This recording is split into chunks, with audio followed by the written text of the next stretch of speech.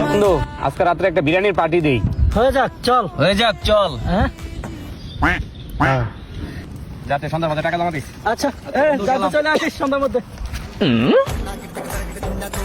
আব্বা আব্বা আপনার যে এত সম্পত্তি, এই সম্পত্তির মালিক আপনি কিভাবে হইলেন? শোন বাবা, আমার দাদা মারা যাওয়ার পরে তার সকল সম্পত্তি আমার বাবাই পাইছে। আচ্ছা, আমার বাবা মারা যাওয়ার পরে তার সকল সম্পত্তি আমি পাইছি।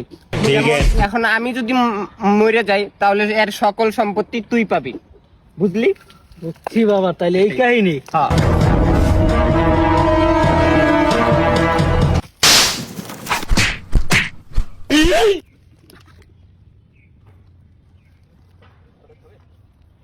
বন্ধু, এখন সকল সম্পত্তির মালিক আমি। আজকে পার্টির সব খরচ আমার। আজকে শুধু চিল হবে, চিল।